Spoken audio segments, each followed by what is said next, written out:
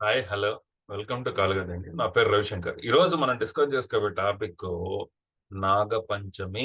నాగపంచమికి రాహుకేతువులకి అంటే నాగులకి రాహుకేతులకి ఏం సంబంధం? అట్లానే మన డిఎన్ఏ స్ట్రక్చర్ కూడా నాగుల రూపంలోనే పెనేసుకొని ఉంటాయి. సో డిఎన్ఏకి ఏం సంబంధం అనేది ఈరోజు ఈ కాంప్లెక్స్ సబ్జెక్ట్ ని నాగపంచమి యొక్క కథని మనం అర్థం చేసుకుందాం. So first of all Nag Panchami ఎందుకు చేసుకుంటారు? నాగపంచమి ఎందుకు చేసుకుంటాం అంటే చెడుపై మంచి విజయం సాధించినందుకు ప్రతీకగా నాగపంచమి అనేది చేసుకుంటాం. కృష్ణుడు కాళీయ ఓకే. ఒక చెరువులో కాళీయ అనేది ఉంటుంది. అది విషం కక్కుతూ చెరువులో దిగిన వాళ్ళందరినీ కూడా చంపేస్తా ఉంటారు. అందుకని కృష్ణుడు పోయి ఆ ఆ పాము తల మీద డాన్స్ వేసి ఆ పాము యొక్క ఆహాన్ని అణిచిన రోజు అన్నమాట ఇది. ఓకే. అట్లానే పరీక్షిత్ మహారాజుని చంపేసిన సర్పాలన్నిటిని కూడా నేను యజ్ఞం చేసి చంపేస్తానని చెప్పేసి జన్మేజయుడు ఆ యజ్ఞం అనేది చేస్తాడు. దాంట్లో పాములన్నీ పడి నాశనం అయిపోతాయి అన్నమాట. సో ఇలాంటి కథలనేవి దీనికి ఉన్నాయన్నమాట. అట్లానే నాగుల పంచమి నాగుపాములు పాముల్ని ప్రతీకగా చూపిస్తూ వాటిని గౌరవించడం అనేది మెయిన్ పండగగా ఇక్కడ జరుపుకుంటారన్నమాట. ఇది శ్రావణ మాసంలో వస్తది. శ్రావణ మాసంలో పంచమి రోజు వస్తుంది. ప్రతి సంవత్సరం కూడా శ్రావణ మాసం పంచమి శుక్లపక్ష పంచమి రోజు వస్తుందన్నమాట. సో ఈ ఈ మనకి ఎన్నో పాములుంటాయి. శేషనాగు, వాసుకి అంటే ఇట్లా తక్షకుడు ఇట్లాంటి పాములన్నీ ఉన్నాయి. సో వీటిలన్నిటిని గూడా మనం గౌరవించుకునే రోజు ఇది. నాగదేవతలు విశ్వ సమతుల్యతను కాపాడంలో వాళ్ళ పాత్రని ఆహ్, అవి పోషిస్తున్నాయన్నమాట. అంటే ఆదిశేషువు మీదే మన భూమి అనేది మోస్తున్నాడు. ఆయన మోస్తున్నాడు గాబట్టి, సో అలాంటి దేవతలందరికీ కూడా సర్పదేవతలందరికీ కూడా గౌరవించుకునే రోజుది. సో అట్లానే ప్రతికూల శక్తులు మరియు కర్మల నుండి రక్షణ కోరుకోవడం, పరివర్తన మరియు ఆధ్యాత్మిక వృద్ధిని స్వీకరించడం కోసం ఇది మంచి రోజన్నమాట. జీవితం మరియు విశ్వం యొక్క పరస్పర సంబంధాన్ని గుర్తించడానికి ఈ పండగనేది జరుపుకోవాల. భౌతికవాదం, ఆధ్యాత్మికవాదం సమతుల్యం చేయడానికి ఈ పండగనేది జరుపుకోవాల. పాములు మరియు విశ్వం యొక్క పవిత్ర ప్రతీకలుగా గౌరవిస్తూ ఈ పండగనేది జరుపుకోవాలి. సో మరి రాహుకేతులకి ఇది ఏం సంబంధం? ఈ సర్పాలతో ఏం సంబంధం? రాహుకేతువు కూడా సర్పాలే. రాహు తల రాహు తల, కేతు వచ్చి తోక. సో, వి ఈ ఇవి ఈ రాహుకేతువులు మానవ విధిని ప్రభావితం చేస్తాయి మరియు కర్మని గూడా రూపొందిస్తాయి. సో, రాహు సింబాలిజం ఏందంటే పరివర్తన, గందరగోళము, భౌతికవాదము, కోరికలు, జ్ఞానము, తెలివితేటలు ఇట్లాంటియన్నీ గూడా రాహు యొక్క సింబాలిజం అన్నమాట. సో, రాహు ఏందంటే ఒక సైంటిస్ట్ మాదిరి ఎక్స్‌పెరిమెంట్ చేస్తాడు. ఆ ఎక్స్‌పెరిమెంట్స్ అన్నీ గూడా ఫెయిల్యూర్ అవుతూ ఉంటాయి. అవన్నీ గూడా ఒక కొత్త దారిని తీసుకోవాలి అనే ప్రయత్నం అయితే రాహువు చేస్తాడు. మరి కేతు అంటే ఏంటి? కేతు అంటే ఏందంటే ఆధ్యాత్మిక వృద్ధి, జ్ఞానం, విముక్తి, నిర్లిప్తత, డిసింట్రెస్ట్ అన్నమాట. ఇది పాము తోకని సూచిస్తుంది. రాహు తలని సూచిస్తే, కేతువు పాము తోక సూచిస్తుంది. ఆధ్యాత్మిక మేలుకొలుపు, జ్ఞానోదయము, స్వీయ సాక్షాత్కారము ఇట్లాంటియన్నీ గూడా కేతువు ప్రతీకగా ఉంటాడన్నమాట. సో, మన జీవితం మీద ఎటువంటి ప్రభావం చూపిస్తాయి? రాహు వచ్చేసి భౌతిక విజయము, సంపద, కీర్తి, గందరగోళ గందరగోళాలు, ఆధ్యాత్మిక స్తబ్దత ఇట్లాంటివన్నీ కూడా సూచిస్తాడు. కేతు వచ్చేసి ఆధ్యాత్మిక వృద్ధి, జ్ఞానము, భౌతిక జీవితం నుండి నిర్లిప్తత, ఒంటరితనము, డిస్కనెక్టెడ్‌గా ఉండడం, డిస్సాటిస్ఫైడ్‌గా ఉండడం అనేది కేతువు చూపిస్తుంది. ఈ రాహుకేతువులో మన జీవితాన్ని ఇద్దరు గూడా వాళ్ళిద్దరూ గూడా ఒక గేమ్ ఆడుతూ ఉంటారు మన జీవితాల్లో. ఓకే. తద్వారా ఏంది అంటే, మన పూర్వ జన్మపు కర్మలు, మళ్ళా మనం నెక్స్ట్ జన్మకు చేసుకోబోయే కర్మల్ని రాహుకేతువులు సూచిస్తారు. సో, భౌతికవాదం ఒకాయనేమో ఆధ్యాత్మికవాదం. ఈ 2 గూడా సమతుల్యం చేస్తూ, పరస్పర వ్యతిరేక శక్తులు సమన్వయం చేస్తూ జీవితాన్ని ముందరకు తీసుకుపోవాల. ఓకే. ఈ రాహుకేతువులకి ఈ రాహుకేతువులు సర్పాలకి ఎలా కనెక్ట్ అయినాయో మన డిఎన్ఏ పరిమాణం గూడా ఓకే. ఆ డిఎన్ఏ యొక్క బ్లూ ప్రింట్ ఏదైతే ఉందో అది కూడా 2 సర్పాలు పెనేసుకున్నట్టు ఉంటుంది. సో ఇక్కడ ఆసక్తికరమైన విషయం ఏమిటంటే రాహుకేతువుల ఏదైతే ఉందో అది డిఎన్ఏ నిర్మాణంలో అద్భుతమైన సమాంతరాన్ని సూచిస్తా ఉంది. డిఎన్ఏ యొక్క డబుల్ హెలిక్స్ మోడల్ అల్లుకున్న సర్పాలు మాదిరి పోలి ఉంటుంది. ఇది వ్యతిరేకతల సామరస్యాన్ని సూచిస్తూ ఉంటుంది. అలానే డిఎన్ఏలో ఉండే షుగర్ ఫాస్ఫేట్ అనేది ఏదైతే ఉందో అది రాహువుని సూచిస్తూ ఉంది. సో పాము యొక్క వెన్నుముక్క తల రాహు యొక్క సంకేతంగా మనం చూడొచ్చు అన్నమాట.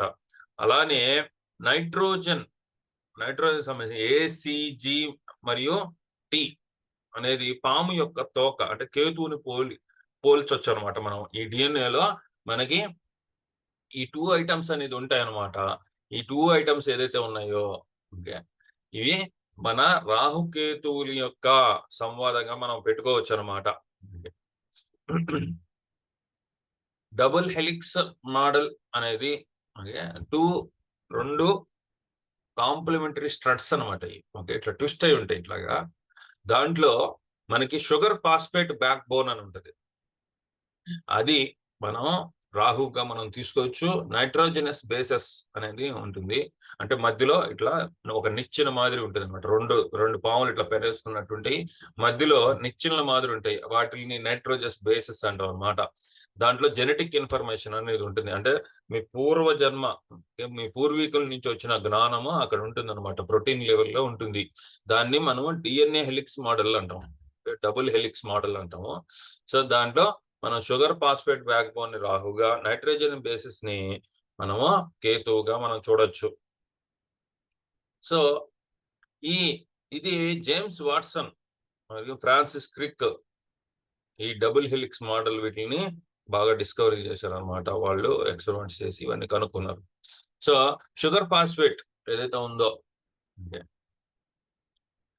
ఇది భౌతికవాదము, అట్లానే జీవితం యొక్క పునాది ఫ్రేమ్వర్క్ మనం ఏదైతే చేరుకోవాలి అనుకుంటున్నామో వాటిని సూచిస్తుంది.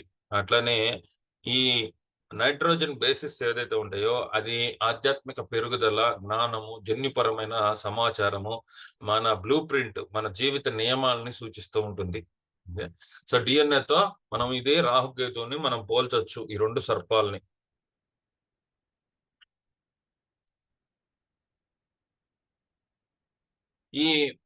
ఈ దీంట్లో ఈ షుగర్ ఫాస్ఫేట్ అనేది ఏదైతే ఉందో అది ఒక మద్దతుని, స్థిరత్వాన్ని అందిస్తుంది. అట్లానే ఈ నైట్రోజన్ బేసిస్ ఏదైతే ఉన్నాయో జన్యు సమాచారము, ప్రోటీన్లు కోడ్ ని వాటి మధ్యలో ఉంటాయి. వాటి జెనెటిక్ ఇన్ఫర్మేషన్ గురించి ఉంటుంది.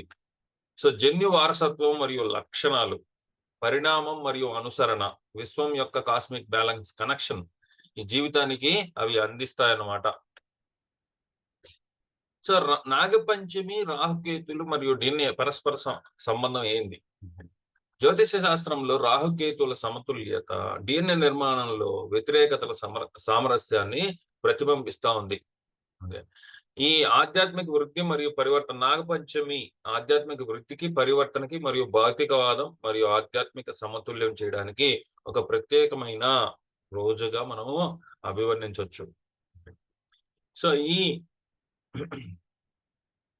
ఈ జన్యుపరమైన సమాచారము, అట్లానే మనం రాహు ఏదైతే వ్యక్తిగత విధి, మన కర్మ, మనం ఏదైతే చేరుకోవాల్సిన డెస్టినేషన్ ఇలా చూపిస్తాడో అట్లానే ఈ జన్యు నిర్మాణంలో ఆ షుగర్ ఫాస్ఫేట్స్ కూడా ఆ విధమైన డిఎన్ఏ స్ట్రక్చర్ కలిగి ఉంటుంది. అట్లానే నైట్రోజన్ బేసెస్ కూడా. సో మన ఆధ్యాత్మిక పురోగతి, మన పూర్వీకుల నుంచి వచ్చిన జ్ఞానము, సో ఆ విధంగా దాంట్లో నిక్షిప్తమై ఉంటుంది. ఇది పాముల ప్రతీకగా మనము దాన్ని అభివర్ణించవచ్చు. ఓకే, మనము నాగపంచమి అనుకుంటే మనకు కనపడే పాముల గురించి మనం అనుకుంటున్నాం. కానీ మన పూర్వీకులు ఈ పండగని ఎందుకు పెట్టారు అంటే ఈ జన్యుపరమైన ఏదైతే సమస్యలు ఏవైతే ఉన్నాయో ఆ పాములు వీటి రాహుకేతువుల్ని సూచిస్తున్నారా అని అనిపిస్తుంది. పాములు పరివర్తన, పునరుత్పత్తికి సూచిక. సో అట్లానే జీవితం మరియు విశ్వం యొక్క స్వభావాన్ని ఇది ప్రతిబింబిస్తూ ఉంటుంది. ఈ రాహుకేతువుల కనెక్షన్ కూడా అలానే ఉంటాయి. ఇవి షాడో గ్రహాలు. ఓకే. సో, పాము యొక్క పరివర్తన శక్తి కలిగి ఉంటాయి ఈ రాహుకేతువులు. మానవ విధి మరియు కర్మల్ని ప్రభావితం చేస్తాయి.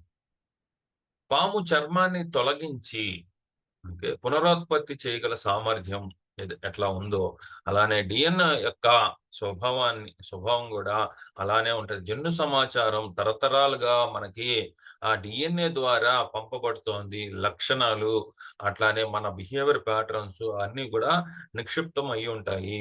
ఇది సెల్యులార్ పునరుత్పత్తి. అంటే కణాలు పునరుత్పత్తి చేసే పాముల సామర్థ్యం మానవ శరీరం యొక్క సెల్యులార్ పునరుత్పత్తి ప్రక్రియ యొక్క అద్దం పడతా ఉంది. ఓకే. ఏ విధంగా అయితే పాము తన చర్మాన్ని, పాత చర్మాన్ని వదిలి కొత్త చర్మం ధరిస్తుందో, అదే విధంగా ఈ జన్యువులు అంటే ఈ డిఎన్ఏస్ ప్రతి ఒక్క అంటే తాతల దగ్గర నుంచి తండ్రి దగ్గర నుంచి మీకు ఎలాగైతే ఎవల్యూషన్ అంటే పాత తొడుగుని తీసేసి కొత్త తొడుగు వేసుకుంటూ ఎవల్యూషన్‌కి మనము అంటే హైయెస్ట్ మన మైండ్‌ఫుల్ స్టేట్‌కి చేరుకునే దానికి ఈ డిఎన్ఏ ఎవల్యూషన్ అనేది తరతరాలుగా జరుగుతుంది. దాన్ని రాహుకేతువుల ప్రతీకగా అట్లానే సర్పాల ప్రతీకగా దీన్ని పెట్టారేమో అనిపిస్తూ ఉంటుంది. రాహు ఏం చెప్తాడంటే నెరవేరని కోరికలు. సో, నెరవేరని కోరికల గురించి చెప్తాడు. భౌతిక ధోరణుల గురించి చెప్తాడు. ప్రాపంచిక కోరికల్ని ఓకే. వాటిల్ని అనుసంధానం చేస్తుంది రాహువు. కేతువు ఏం చేస్తుందంటే గత అనుభవాల గురించి చెప్తుంది. ఆధ్యాత్మిక వృద్ధి. సో, జీవితంలో నిర్మితమైన సో, సమాచారం అనేది కేతువు ద్వారా మనకు అందుతుంది. సో, రాహుకేతువుల అక్షం భౌతికవాదం మరియు ఆధ్యాత్మిక మధ్య సమతుల్యతను కోరుకుంటుంది.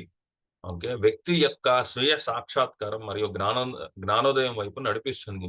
రాహుకేతువులు కర్మ పాఠాలను బోధిస్తారు. వ్యక్తులు వాళ్ళ చర్యలు మరియు కోరికల యొక్క పరిణామాలను అర్థం చేసుకోవడంలో సహాయపడతారు. వంశం నుండి డిఎన్ఏ వారసత్వంగా వస్తుంది. జన్యు వారసత్వం. డిఎన్ఏ పూర్వీకుల నుండి సంక్రమిస్తుంది. జన్యు సమాచారం మరియు లక్షణాలు ఆ డిఎన్ఏలో సంక్షిప్తమయ్యి ఉంటాయి. బాహ్యజన్యు వారసత్వం. పర్యావరణ కారకాలు మరియు అనుభవాలు జన్యు వ్యక్తీకరణను ప్రభావితం చేయగలవు. భవిష్యత్ తరాలు, లక్షణాలు మరియు ఈ అంటే క్యారెక్టరిజం, బిహేవియర్స్ సో మన చుట్టూ ఉండే ఎన్విరాన్మెంట్ ప్రభావితం చేస్తుంది కాబట్టి రాహువు నెక్స్ట్ తరం గురించి చెప్పగలుగుతాడు. సో, నెక్స్ట్ మీ జన్మ ఏంది అనేది చెప్పగలుగుతాడు. అట్లానే పూర్వీకుల ప్రభావం. రాహుకేతువులు పూర్వీకులు సంచిత కర్మలు మరియు అనుభవాలను ప్రతిబింబిస్తారు. వ్యక్తిగత విధి మరియు ఆధ్యాత్మిక వృద్ధిని వాళ్ళు ప్రభావితం చేస్తారు. ఇది ఇంటర్ జనరేషన్ ట్రామా అంటాం. రాహుకేతువుల మధ్య తరాల గాయాన్ని సూచిస్తూ ఉంటుంది. మరియు దాన్ని రిజువనేషన్ చేయడం ఎలాగా? సో, మీ తాతల దగ్గర నుంచి ఏదైతే డెవలప్ చేయాలని చూస్తున్నారో, ఇప్పుడు కొంతమంది ఇప్పుడు బిజినెస్ మ్యాన్ ఉంటారు వాళ్ళ తాత. తండ్రొచ్చి ఆ బిజినెస్‌ని ఇంకొద్దిగా మెరుగుపరుస్తాడు. అట్లనే కొడుకు ఇంకో రకంగా. అట్లా ఈ ఇంటర్ జనరేషన్ ట్రామా అనేది హైలైట్‌గా నిలుస్తుందిక్కడ. ఓకే. ఈ రాహుకేతువులు గానియండి, సర్పాలు గానియండి, డిఎన్ఏ గాని ఇవే చెప్తున్నాయి. రాహుకేతువుల ద్వారా పూర్వీకుల సందేశం. ఓకే. రాహుకేతువులు ఏం చెప్తున్నారు? సో, కర్మ రుణం గురించి చెప్తారు. రాహుకేతువులు గత జీవితాలు లేదా పూర్వీకుల వంశం నుండి పరిష్కరించబడని కర్మలు ఏవైతే ఉన్నాయో, ఆ కర్మలు ఓకే. తీసుకొని వస్తారు. వాటి వైపు నడిపిస్తారు మిమ్మల్ని. సో, అట్లానే కేతు ప్రభావం వ్యక్తుల్ని ఆధ్యాత్మిక వృద్ధి మరియు స్వీయ సాక్షాత్కారం మరియు జ్ఞానోదయం వైపు నడిపిస్తుంది. పూర్వీకుల జ్ఞానం రాహుకేతువులు పూర్వీకుల జ్ఞానాన్ని కలిగి ఉంటారు. వ్యక్తిగత విధి, కర్మ మరియు ఆధ్మా ఆధ్యాత్మిక ప్రయాణంలో అంతఃకృష్టుల్ని అందిస్తారు. కుటుంబం యొక్క నమూనాలు. రాహుకేతువు కుటుంబ నమూనాలు మరియు చక్రాలను వెల్లడిస్తారు. వ్యక్తుల ప్రతికూల నమూనాల నుండి బయటపడడానికి, అట్లానే సానుకూల మార్పును సృష్టించేదానికి సహాయం చేస్తారు. రాహుకేతువులు పాములకి ప్రతీకవాదం మరియు పూర్వీకుల సందేశం గురించి మనకు అవగాహన మరింత పెంచుకోవచ్చు. రాహుకేతువుల యొక్క పొజిషన్స్‌ని బట్టి మనకి ఎటువంటి శక్తి అనేది వస్తా ఉంది. ఎటువైపు మనము ముందుకు వెళ్ళాలి, ఏవి వదిలేయాలి అని రాహుకేతువులు చెప్తారు. ఇవి మన స్వీయ అవగాహన మరియు సామరస్యాన్ని, ఆధ్యాత్మిక వృద్ధిని అటువైపు నడిపిస్తాయన్నమాట.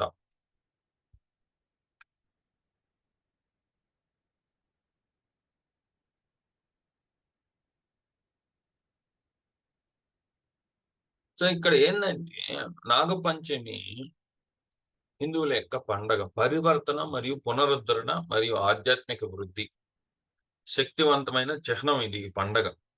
సర్పాన్ని గౌరవించడం అనేది మన డిఎన్ఏని మనం గౌరవించడం, అలానే రాహుకేతువుల్ని గౌరవించడంగా మనం అనుకోవాలి. ఈ పవిత్రమైన రోజు మానవ పరిణామ రహస్యాలను లోతుగా పరిశోధించడానికి ఒక గొప్ప అవకాశం ఇది. మన అంతర్గత సర్ప అంటే డిఎన్ఏ.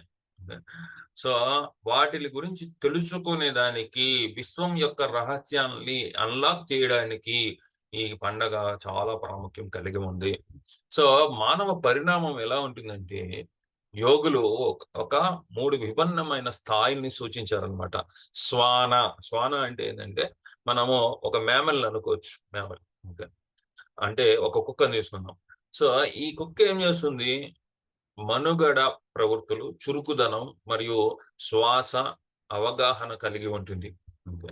ఆధ్యాత్మిక వృద్ధి అంటే ఏందంటే, అవి ఈ కుక్క వాసన ద్వారా చాలా చురుకుగా ప్రవర్తిస్తుంది.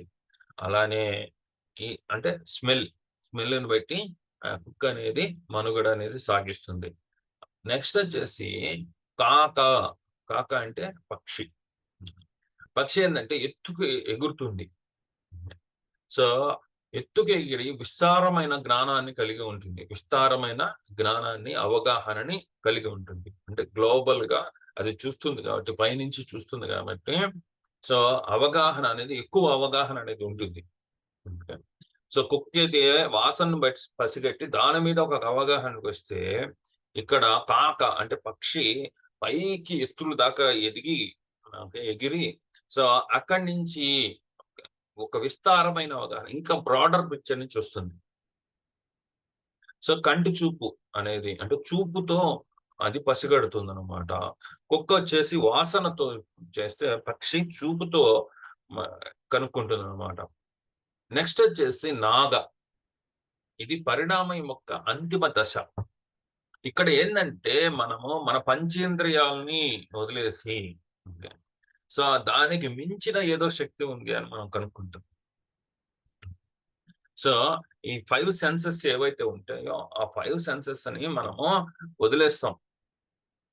5 సెన్సెస్‌ని వదిలేసి మనము ఇంకోటేదో ఉంది. అంటే అతీంద్రమైన శక్తి ఏదో ఉంది అని మనం భావిస్తాము. అతీంద్రమైన శక్తి ఏదైతే ఉందో, దాంట్లో మనము ఆ ఫోర్స్‌ని తీసుకోవాలి అని ప్రయత్నం చేస్తారు. ఇది మూడో వర్గం అవుతుంది. ఓకే. శ్వాన, కాక, నాగ. ఓకే. శ్వాన అనేది అదంతా కూడా సర్వైవల్ ఇన్‌స్టింక్ట్స్ మీద, దాని యొక్క స్మార్ట్‌నెస్ మీద ఓకే. సో, శ్వాస ద్వారా ఓకే. పీల్చడం ద్వారా వాసన చూస్తూ ఒక ఆహ్, ఆహ్, ఆ జీవిత మనుగడ అనేది సాగిస్తుంది. అదే కాక అంటే బర్డ్ అంటే పక్షి. ఇదంతా కూడా ఏందంటే చూపు ద్వారా చూస్తుంది. అంటే ఎత్తుకు ఎదుగుతుంది. అక్కడ అంత ఎత్తులోంచి చూడడం వల్ల చూపు ద్వారా బ్రాడర్ పిక్చర్ అంటే ఒకేసారి విషయ అవగాహన పెద్ద రేంజ్‌లో ఉంటుంది. అదే నాగ అనేది ఏందంటే ఈ 5 సెన్సెస్‌ని వదిలేసి అంటే సో, ఇది సర్పాలు ఏ విధంగా గ్రహిస్తాయండి? సో, దానికి చూపు తక్కువే ఉంటది. హియరింగ్ కెపాసిటీ కూడా తక్కువే ఉంటది. అంతే. సో, వాసన చూడటం అనేది కూడా తెలీదు దానికి. ముక్కులు కూడా ఉండవనమాట. సో, బియాండ్ 5 సెన్సెస్ అనమాట.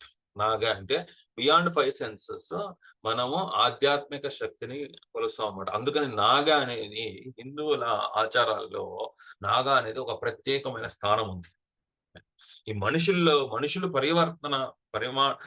చేసే ఎవల్యూషన్ జరిగే ప్రక్రియ ఏదైతే ఉంటదో, దాంట్లో ఫస్ట్ ఏందంటే మనము ఈ శ్వాన అనే దాంట్లో ఉంటాం. శ్వాన అంటే ఎగ్జాంపుల్ కుక్కని తీసుకుందాం. ఓకే.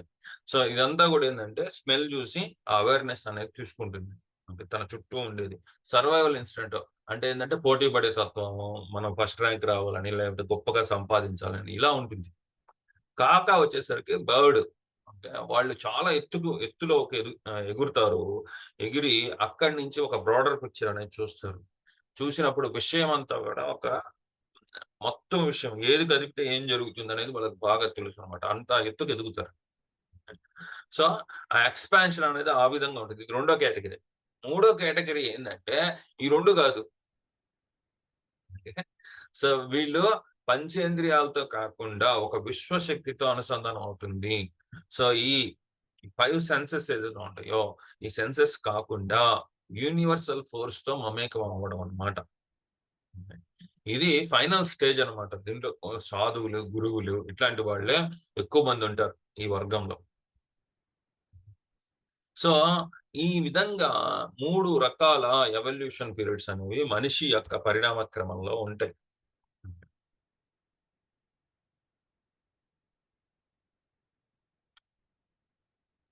సో, ఈ పాము అనేది ఏదైతే ఉందో, ఇది ఒక సింబల్ ఆఫ్ ట్రాన్స్‌ఫర్మేషన్ అన్నమాట. ఓకే. ఒక ఎవల్యూషన్ పీరియడ్ నుంచి ఇంకో ఎవల్యూషన్, ఇంకో ఎవల్యూషన్ పీరియడ్ నుంచి ఇంకో ఎవల్యూషన్. చాలా మంది మనము ఆ శ్వాన దగ్గర ఆగిపోతాం. ఓకే. కొద్దిమంది మాత్రమే కాకాకెళ్ళేసి వాళ్ళు ఒక టాప్ బిజినెస్ మాన్స్‌గా, ఓకే. ఒక దేశాన్ని పరిపాలించే వ్యక్తులుగా, సో, అట్లా ఒక రాజులు వాళ్ళు బ్రాడర్ పిక్చర్‌ని ఆలోచిస్తారు కాబట్టి వాళ్ళు కొద్దిగా ఎదుగుతారు. ఆ తర్వాత వచ్చేది నాగా. ఓకే. సో, ఇవన్నీ కూడా వేస్టు. ఇవి ఏం చేసినా మనకు కాదు అని చెప్పేసి సో, ప్రక్ మన చూసేదానికి, మనం వినేదానికి ఒక అతీంద్రమైన శక్తి ఏదో ఉంది అని చెప్పేసి నాగా. ఓకే. సో, అంటే నాగుపాము ఏం చేస్తుందండి? సో, తన చర్మాన్ని వదిలేస్తుంది. కొత్త చర్మాన్ని తీసుకుంటుంది. పునరుద్ధరణ చేస్తుంది. ఓకే. ఏ విధంగా అయితే మనకి కేతువు పూర్వజన్మల యొక్క కర్మని విశ్వాసాడో, రాహువు మనము ఎవల్యూషన్ పీరియడ్‌లో అంటే మనము కొత్తగా మారే ప్రక్రియ అన్నమాట రాహువు దగ్గర. ఇదంతా కూడా పాములాగా చూస్తా ఉంటాం. ఈ పునరుద్ధరణ మరియు పునరుత్పత్తి సింబల్ ఆఫ్ ట్రాన్స్‌ఫర్మేషన్ అంటే చర్మాన్ని తొలగించి పరివర్తన అంటే పునర్జన్మను తీసుకోవడం అనేది రాహుకేతువుల దగ్గరే ఉంది. సో, ఈ దీనికి మనము ఈ ఎవల్యూషన్‌లో నాగా అనే దానికి వెళ్తే, సో, మనం చూసేది, వినేది కాకుండా అతీంద్రియ శక్తుల్ని మనము మే కలిగి ఉంటామనమాట. ఇదంతా కూడా గురువులు, యోగులు, పెద్ద పెద్ద వాళ్ళు ఇంకా హిమాలయాల్లో తపస్సు చేసుకునేవాళ్ళు, ఇలాంటి సాధువులు, యోగి పుంగవులు, నాలెడ్జ్‌లో గొప్పవాళ్ళు, పెద్దవాళ్ళు ఎవరైతే ఉంటారో వాళ్ళకి ఈ నాగుల గురించి బాగా తెలుసు. అంటే డీఎన్ఏ స్ట్రక్స్ గురించి బాగా తెలుసు. రాహుకేతువుల గురించి బాగా తెలుసు. అంటే మీరు ఎటువంటి డెస్టినేషన్ కలిగి ఉన్నారో, ఎక్కడి నుంచి మీరు మార్పు తీసుకోవాలి, మార్పు తీసుకొని మీరు ఎక్కడి దాకా వెళ్ళాలి అనేది రాహుకేతువులు సూచిస్తారు. లోపల ఉన్న సర్పాన్ని మేల్కొల్పడం. ఓకే. మూలాధార చక్రం నుంచి సహస్రానికి చేరుకోవాలి. అంటే సో, ఆ విధమైన ఆధ్యాత్మిక శక్తి నాగుల దగ్గరే ఉంటుంది. సో, పాము విశ్వంతో ఐక్యత కోసం మన లోతైన కోరికను సూచిస్తుంది. ఈ నాగపంచమి అనేది ఆధ్యాత్మిక మేలుకొలుపు యొక్క పండగ. ఈ నాగపంచమి నాడు సర్పాన్ని మనం గౌరవించాలి. మన అంతరంగంలో ఉండే పరివర్తన శక్తిని మనం గుర్తించాలి. మన ప్రాథమిక స్వభావాన్ని, పరిమితుల్ని, అట్లానే ఈ పరిమితుల్ని అధిగమించడానికి మనకి కాస్మిక్ పవర్ అంటే ఆధ్యాత్మిక మన చైతన్యము మనకు కలిగించడానికి ఈ నాగపంచమి రోజు మనము నాగుల్ని పూజిస్తాం. ఓకే. సో, పాము యొక్క రహస్యాన్ని మనం తెలుసుకున్నప్పుడు, పాము యొక్క అంటే ఆ 5 సెన్సెస్ అధిగమించి, సో, ఈ విశ్వంతో మనము జాగృతమయ్యి, మనలో ఉండే ఎవల్యూషన్ అంటే మనలో ఉండే పరిణామ క్రియ మనం తెలుసుకున్నప్పుడు, మనం ఈజీగా మన మూలాధార నుంచి సహస్రానికి మనము పాకవచ్చు.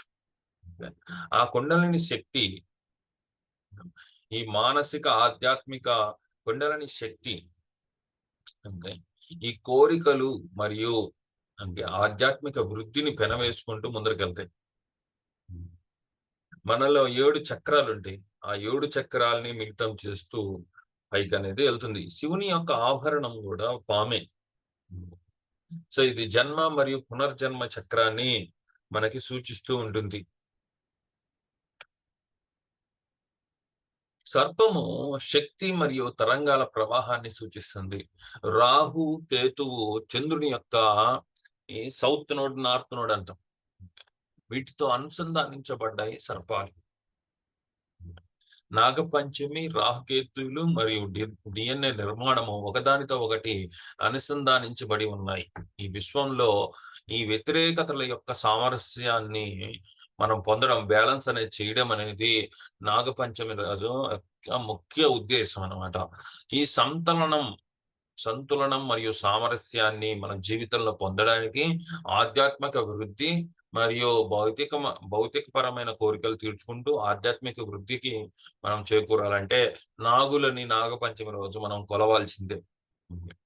పాములు మరియు రాహుకేతువుల్ని గౌరవించే ఆచారాలు, పూజలు ఇవన్నీ కూడా ఈ నాగపంచమి రోజు చేస్తారు. ధ్యానము మరియు ప్రతిబింబం.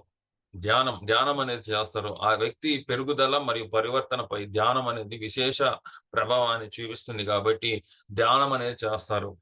అట్లానే రాహుకేతుల ప్రభావాలను అర్థం చేసుకోవడానికి జ్యోతిష్యుల్ని సంప్రదించడం, మార్గదర్శకాన్ని తీసుకోవడం అనేది కూడా ఈరోజు మంచి రోజనమాట. నాగపంచమి రోజు ఓకే. నాగపంచమి రోజు పితృదోషాలు ఉండేవాళ్ళు, అట్లానే అనవసరపు భయాలకు లోనయ్యేవాళ్ళు, వీళ్ళందరూ గూడా నాగపంచమి రోజు మనము నాగుల్ని కలవడం వల్ల ఇవన్నీ గూడా ఈ డీఎన్ఏ స్ట్రక్స్‌లో ఉండే విషయాలేవైతే ఉన్నాయో, దాంట్లో ఉండే భయాలేవైతే ఉంటాయో, అవన్నీ గూడా మనము ఈ పూజలు చేసుకొని నాగపంచమి రోజు మనము కాలసర్ప దోషం గాని, పితృదోషాలు ఉండేవాళ్ళు గానియండి, అనవసరమైన భయాలుండేవాళ్ళు గానియండి, సో, వాళ్ళ వంశం నుంచి వంశంలో జనరేషన్స్ నుంచి వస్తున్న సమస్యలేవైనా ఉన్నవాళ్ళు గానియండి, ఈ నాగపంచమి రోజు పూజలు చేసుకోవాలి. రుద్రాభిషేకం గూడా చేస్తే చాలా బావుంటది. రుద్రాభిషేకం, రుద్రుడికి అభిషేకం జేయడం, అలానే బ్రాహ్మణుల్ని పిలిచి వాళ్ళకి ఆహ్, అన్న అన్నదానం అనేది చేయడము. అట్లనే ఎవరికైతే ఇప్పుడు చాలా మందికి సమస్యలున్నాయండి. సో, గర్భధారణ చేయలేకపోతున్నారు. Women fertility కాలేకపోతున్నారు. సో, దీనికి జన్యుపరమైన సమస్యలు వస్తున్నాయి. జన్యుపరంగా. సో, ఇక్కడ నాగులు ఈ ఫెర్టిలిటీ గర్భధారణకి అట్లానే ఈ సెక్షువల్ సమస్యలు ఉండేవాళ్ళకి కానియండి, సో, బిడ్డలు పుట్టని వాళ్ళకి కానియండి. ఓకే. సో, ఈ ఈ ఈరోజు పూజలు చేసుకోవడం ద్వారా సర్పాల యొక్క ఓకే. మన సర్పాల యొక్క ఆశీర్వాదం తీసుకోవడం వల్ల మీ కడుపు అనేది రావచ్చు మీకు. అట్లానే మీ సంతానంలో ఉండే సమస్యలు గానియండి, అట్లానే మీ నే ఈ వంశపారంపర్యంగా వచ్చే సమస్యలు గానియండి, రాహుకాల కాలసర్ప దోషాలు గానియండి, పితృదోషాలు గానియండి, రాహు సమస్యలు గానియండి, కేతువు యొక్క సమస్యలు గానియండి, ఇవన్నీ గూడా నెగటివిటీని అంతా గూడా తీసేసే రోజుది. అందుకని మనము ఈ నాగపంచమి రోజు మన సెన్సెస్‌ని వదిలేసి అంటే మన సెన్సెస్ చూపుడు, వినికిడి, వాసన, ఓకే, టచింగ్ ఇట్లాంటి 5 సెన్సెస్‌ని మనం వదిలేసి ధ్యానంలో కూర్చొని మన లోపల ఉండే ఆ అంతర్వాణి ఏదైతే ఉందో లోపల మనం ఇప్పుడు నేనేం చెప్పానో శ్వాన, కాక, నాగాని మీరు నాగాని ఆహ్, ఉద్దీపన చెయ్యాలంటే కళ్ళు మూసుకొని ధ్యానం చేస్తూ మీ లోపల అనేది చూడాలి. ఓకే. అప్పుడు మీ పూర్వీకుల నుంచి మీకొచ్చిన జ్ఞానం ఏదైతే ఉందో దాన్ని ఈజీగా మీరు అర్థం చేసుకోగలుగుతారు. మీకేదైతే సమస్యలున్నాయో ఆ సమస్యలన్నీ గూడా మీ డీఎన్ఏ స్ట్రక్స్‌లో మీ పూర్వీకులు ఎప్పుడో ఫేస్ అయ్యుంటారు ఈ సమస్యలు. వాటికి సొల్యూషన్ గూడా ఉంటుంది. సో, పిల్లలు పుట్టడం లేదనో, లేకపోతే నేను ఎదగలేకపోతున్నాననో, నాకు కాలసర్పదోషం ఉందనో, ఇట్లాంటి ఎన్నో సమస్యలుంటాయి. అవన్నీ గూడా మీ పూర్వీకులు ఫేస్ చేసుంటారు. సో, ఈ సమస్యకి కారణం ఏంది? ఎక్కడ ఏం దోషం జరిగింది? ఇదంతా గూడా మీరు ధ్యానంలో కూర్చోవాల. ధ్యానంలో కూర్చొని కళ్ళు మూసుకొని మీరు ధ్యానం చేయడం వల్ల ఆ సమస్య ఏందో మీకు అర్థమవుతుంది. దానికి సొల్యూషన్ గూడా వాళ్ళ దగ్గరే ఉంటుంది. ఓకే. వాళ్ళు మీకు అందిస్తారనమాట. సో, ఈ నాగపంచమి రోజు ఈ విధంగా మనం జరుపుకోవాలి. నాగపంచమి అనేది ఈ విధంగా మనము జరుపుకోవాలి. జన్యుపరమైన సమస్యలు, సో, వంశపారంపర్యంగా వచ్చే సమస్యలు వీటిలన్నిటిని గూడా తీర్చి మా జీవితాల్ని ఆనందాన్ని నెలకొల్పే విధంగా మాకు ఆశీర్వాదం ఇవ్వండి అని ఈ నాగపంచమి రోజు మనము నాగుల్ని కోరాలి. సర్పాల్ని కోరుకోవాలి. సో, ఆ విధంగా మనము కోరికలు కోరుకోవడం వల్ల సో, ఆ నాగులు so, senses beyond 5 senses. So, అతీంద్రియ శక్తి నుండి అతీంద్రియ శక్తి మీ మాటలు వింటుంది. హ్మ్. మీకు ఒక మార్గదర్శకాన్ని ఇస్తుంది. ఒక దారి చూపిస్తుంది. మంచిని చేకూరుస్తుంది. అట్లనే జ్యోతిష్యం వచ్చిన వాళ్ళు మీరు రాహుకేతుల యొక్క అక్షం యాక్సెస్ అనేది మీరు చూసుకున్నట్టయితే మీ జీవిత పరిణామము ఎక్కడి నుంచి ఎక్కడికి వెళ్ళాలి అనేది రాహుకేతులు మ్యాప్ అనేది చేస్తారనమాట. సో మీకు స్వతహాగా ఏమొచ్చో మీరు పరిణామం ఎక్కడ తీసుకోవాలి, ఎవల్యూషన్ అనేది ఎక్కడికి తీసుకోవాలి, ఏ విషయాల్లో మీరు మెరుగుపడాలి అనేది ఈ రాహుకేతులు అనేవాళ్ళు చెప్తారనమాట. ఆ విశ్లేషణ కూడా జ్యోతిష్యం ఇట్లాంటివన్నీ కూడా ఆ రోజు మీరు కన్సల్టేషన్ తీసుకోవడం గానియండి, ఆ జ్యోతిష్యం చెప్పించుకోవడం గానియండి, జ్యోతిష్యం శ్రవణం చేయడం గానియండి, మీ జ్యోతిష్యం నేర్చుకునే విషయాలు గానియండి, ఆ రోజు స్టార్ట్ చేయడం కూడా చాలా మంచిది. సో, నాగపంచమి అనేది ఈ విధంగా మన డిఎన్ఏని అట్లనే రాహుకేతువుల్ని ఉండే నిగూఢమైన, నిక్షిప్తమైన సమాచారాన్ని మనకి మనకి ఒక అడ్రెస్ లాగా చేశారనమాట. ఈ నాగపంచమి అనే ఫెస్టివల్ అని పెట్టి, పండగనేది పెట్టి, సో మీరు ఈ విధంగా చేయాలి. మనం ఏం చేస్తున్నాము, అవి మనకి ఇంటి పక్కనుండే పుట్టులు, పాములు వీటిల్ని అనుకుంటున్నాం మనం. కానీ అసలైన పాములు మనలోనే ఉన్నాయి. అవి డీఎన్ఏగా ఉన్నాయి. ఆ డీఎన్ఏలో మొత్తం ఇన్ఫర్మేషన్ అనేది ఉంటుంది. హ్మ్. అది ఎవల్యూషన్ తీసుకుంటా ఉంది. ఆ ఎవల్యూషన్ ప్రక్రియే ఈ నాగపంచమి. దాని గురించి తెలుసుకోవాలి అని మన పూర్వీకులు మనకి అందించిన సాంప్రదాయం ఇది. ఈరోజు మీరు న నేను చెప్పిన ఆచారాలు, కట్టుబాట్లనేవి, సాంప్రదాయాలనేవి పాటిస్తూ, నాగుల్ని పూజిస్తూ, ఈ విశ్వాన్ని కాపాడే ఆదిశేషుని, వాసుకిని, రక్షకుడు ఇట్లా పాములున్నాయండి. వాళ్ళన్నిటిని కూడా కొలుస్తూ, మనలో ఉండే జాగృతమైన నిద్రావస్థలో ఉండే ఆ నాగ అంటే ఆ పరిణామ క్రియకి చేరుకునే దానికి ఆ నిద్రావస్థను తొలగించి జ్ఞానోదయం వైపు మనం మళ్ళాలి. ఇది నాకు తెలిసింది నాగపంచమి గురించి. తప్పకుండా మనం పాటించాల్సిన పండగిది. సో, అందరూ చేసుకోవాలని కోరుకుంటున్నాను. అలానే మళ్ళీ నెక్స్ట్ వీడియోతో మళ్ళీ మీ ముందరకొస్తాను. ఈ వీడియో అంతా కూడా యూట్యూబ్‌లో స్ట్రీమ్ అవుతుంది. సో, లైక్ చేయండి, షేర్ చేయండి, కామెంట్ చేయండి. థాంక్స్.